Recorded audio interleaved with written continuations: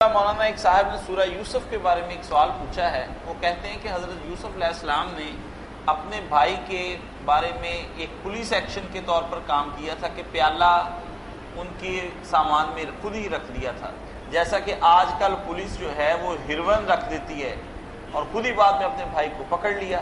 تو کیا ایک نبی کے بارے میں پولیس ایکشن کے لفظ استعمال کرنا یا ایسی کوئی بات کہنا جائز ہے، یہ صحیح ہے، غلط ہے، کیا ہے؟ آپ اس کے بارے میں کیا فرمائیں گے؟ اب دیکھیں نا کیسا سوال. یہ خود یوسف علیہ السلام تو ایک طرح ہے، اللہ تعالیٰ کے بارے میں آتا ہے کذالک کدنا لیوسف، یہ کام یوسف کے لیے ہم نے کیا، یہ تدبیر ہم نے کی یوسف علیہ السلام کی. اب معاذ اللہ بھی اس میں ملوث ہو جاتا. لفظ بھی قید کا کہ چال مکر، یہی پنڈت دیانند سرتوتی نے کہا کہ قرآن تو بتاتا خدا مکار ہے، مکر ہوا مکر افرادیہ. قرآن پڑھنے کے لیے عقل چاہیے کہ کسی عالم سے پوچھو کہ کیا تفسیروں بھی کام نہیں دیتی. اللہ کو بے عیب رکھنا، کوئی معنی ایسا نہیں لینا جس سے اللہ پر اعتراض ہے. جہاں اعتراض ہوگا ترجمہ غلط، صحیح کرو ترجمہ. نبی پر اعتراض ہے وہ بھی. اب یوسف علیہ السلام کے ساتھ ہوا کیا؟ ہمارے علماء نے اس سے ہیلا نکال لیا کہ جائز مقصد کے لیے ہیلا بھی کر لیا جائے نا، کوئی چال وہ بھی ٹھیک ہے.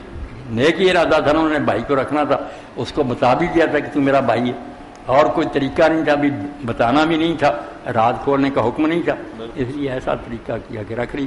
مگر یہ سب باتیں غلط، یہ کوئی نہ ہیلا ہے نہ کوئی ایسی بات ہے.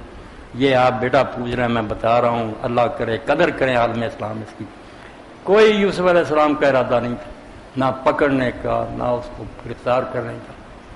حیران ہوں گے کہ بات کیا ہوگی. اللہ کہتا سب کو میں نے کر لی، اس کے دماغ میں بھی نہیں تھا جو ہو گیا. اور اللہ نے اپنے کلام میں بڑی باریکی کا خیال رکھا کہ پہلی مرتبہ بھائی آئے ہیں تو اپنے ملازموں سے یوسف علیہ السلام نے کہا کہ ان کے پیسے ان کے سامان میں رکھ، تاکہ یہ جا کر پتہ تھا بھائی تنگ ہیں، باپ بھی غریب ہے، وہ پیسے ان کو کہے جا تم رکھ. یہاں بھی اگر نوکروں سے رکھواتے نا، بائبل کہتی نوکروں سے رکھوایا، مگر یہی غلط بات. نوکروں سے رکھواتے تو کہتے نا بادشاہ یار کیا کر رہا، آپ ہی رکھوا کر اب چور بنا رہا. اس وقت آپ نے نہیں رکھوایا، خود ہی رکھا.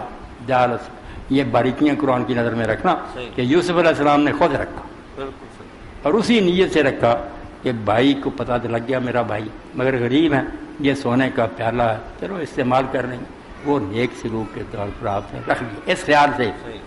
بندے بھی آپ نے کوئی نہیں دوڑائے، اسی لیے اللہ کہتا کہ سارا کچھ ہم نے کر لیا.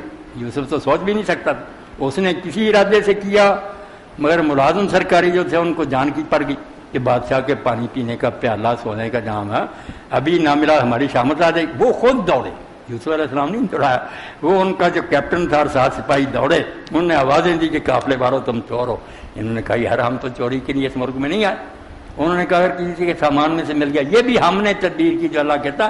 اگر وہ نہ یہ بات بتاتے تو مصر کے قانون کے مطابق یوسف علیہ السلام پھر بھی نہیں رکھ سکتا تھا، پھر بھی زیادہ سے زیادہ جرمانہ کر دیتا.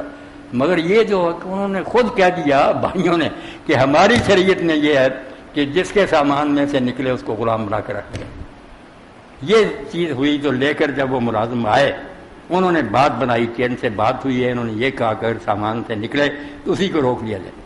آپ نے اس وقت سوچا کہ دیکھو میرے دماغ میں بھی نہیں تھا، اللہ نے میرے لیے کیا کرا. اب سامان جو تھا دیکھا سامان میں سے نکلنا ہی تھا، نہ بھائی کو کوئی پریشانی تھی، وہ بھی تھا سمجھدار رہی میرا بھائی ہے، اور یوسف علیہ السلام کو بھی رکھنے کا موقع مل گیا.